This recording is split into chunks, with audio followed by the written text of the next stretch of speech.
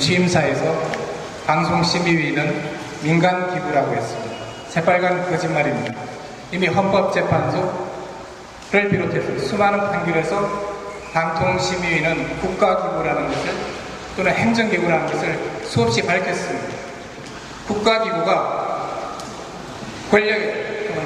국가기구의 권력의 어떤 문제점을 비판하는 것을 앞장서서 탄압을 하고 있습니다. 국가기구가 해야 될 일과 하지 말아야 될 일을 전혀 구분하지 못하고 있는 것입니다. 권력을 비판하는 보도에 대해서 국가기구가 나서서는 절대 안 됩니다. 그런데 그것도 모자라서 국가기구로서만 기능하는 것이 아니라 대통령의 특보를 지내고 선거 때 개입을 하고 인수위 때 참여했던 분이 심의위원장으로 와서 편파 심판을 보고 있습니다. 여기에서 공정한 심의를 기대하기라는 것은 정말 어렵습니다. 그런 점에서 방통심의위는 해체하는 것이 맞습니다. 두 번째는 방통심의위의 또 다른 문제점입니다. 방통심의위는 세금을 도둑질하는 도둑놈입니다. 김미화의 시사 프로그램에 대해서 수많은 소송이 있었고 대법원까지 가서 졌습니다. 여기에 방통심의위는 또는 방통위는 국가 혈세를 가지고 소송이 임했습니다. RTV의 100년전쟁 소송 진행 중입니다. KBS의 최종 60분 천안함 보도에서 또 졌습니다. 질 줄 알면서 국가 세금을 가지고 탕진을 하고 있습니다. 지금 또 최종 60분에 우선 간첩 조작 사건에 대해서 또 아마 재판에 임할 것입니다. 계속 지면서 국가 세금을 도둑질하고 있습니다. 이미 존재 의미가 없고 국가 세금을 더 이상 축내지 않고 해체하는 것이 맞습니다. 세 번째, 방통심의위는 심의 기준을 잡지 못하고 있습니다. 지난번 2기 때 대비되는 두 사건이 있었습니다.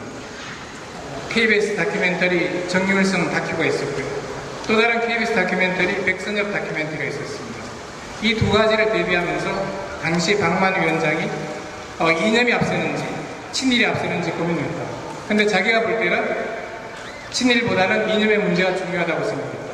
그 결과로 나타난 것이 백선엽 다큐 별 문제 없습니다. 정유일성 다큐에서는 법정 제재를 했습니다. 잘 아시겠지만 정유일성은 항일 독립운동을 했고 나중에 한국전쟁에 중국군으로서 참전을 했습니다. 백선엽은 독립군을 탄압을 했습니다. 대신 한국전쟁에 참전을 했습니다.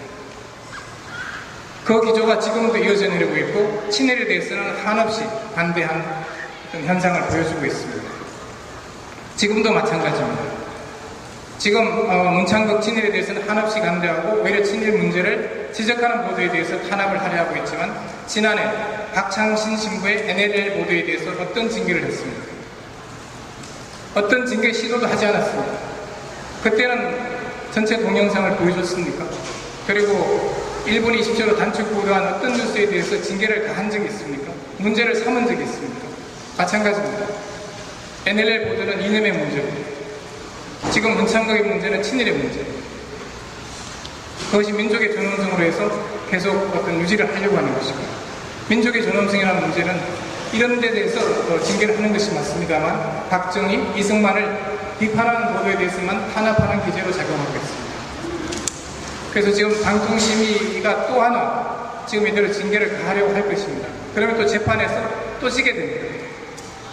재판에 가게 되면 여러분 다 예상하시겠지만 또 패소할 것이 불을 거둘 뿐 합니다. 그렇게 되면 또 국민 열세를 축내는 국가 세금 도둑이 될 것입니다. 이런 짓을 계속하는 방통심의위를 해체하지 않고 두는 것이 맞느냐 심각한 고민에 빠졌습니다. 이상입니다.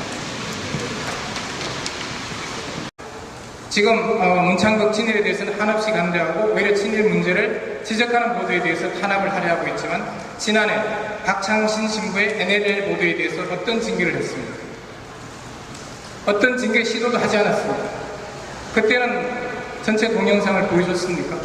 그리고 1분 20초로 단축 보도한 어떤 뉴스에 대해서 징계를 가한 적이 있습니까? 문제를 삼은 적이 있습니까? 마찬가지입니다. NLL 보도는 이념의 문제고 지금 문창극의 문제는 친일의 문제.